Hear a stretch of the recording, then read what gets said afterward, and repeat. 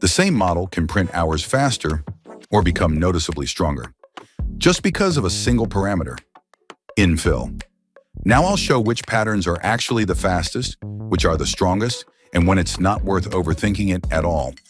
Slicers offer a ton of infill options, and it's easy to pick the wrong one, waste time and filament, or end up with a fragile part.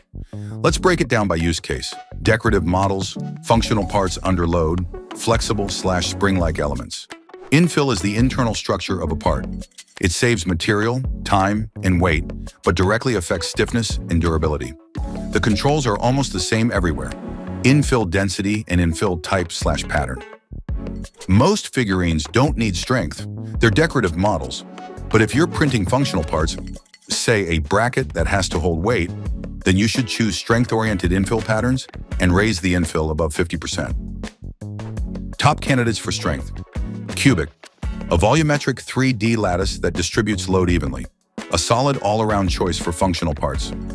Gyroid, a continuous wave-like 3D structure that handles loads well in all directions and works great for constant stress and vibrations. Trihexagon, a mix of triangles and honeycomb, offering high stiffness at lower density, but it takes longer to print. If you don't need a load-bearing part, the easiest way to speed things up is to keep infill density around 0 to 15% and choose patterns with minimal travel moves and simple toolpaths. The fastest and lightest options: lines, straight lines in one direction, minimal stress on the mechanics. Zigzag, similar to lines but without unnecessary retractions, often printing a bit more smoothly. Lightning, adaptive infill that builds branches only where needed to support top layers. Lightning is the speed and material-saving champion for decorative models and figurines, but it is not designed for structural loads. For most everyday tasks, the 15 to 50% range offers the best balance between speed and strength. The most commonly used options are: grid, simple and predictable, provides equal stiffness along the axis, fast to calculate and print. Triangles works well when the load is perpendicular to the surface or mainly in one primary direction. Trihexagon, a combination of triangles and honeycomb, usually stronger than grid and triangles, but takes more time to print.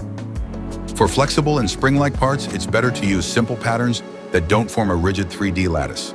Concentric, follows the shape of the walls, allowing the part to deform evenly, ideal for rings, bushings, and cylindrical parts. Lines, straight lines provide predictable flexibility in one direction and minimal resistance to bending. Infill is not a set-it-and-forget-it parameter.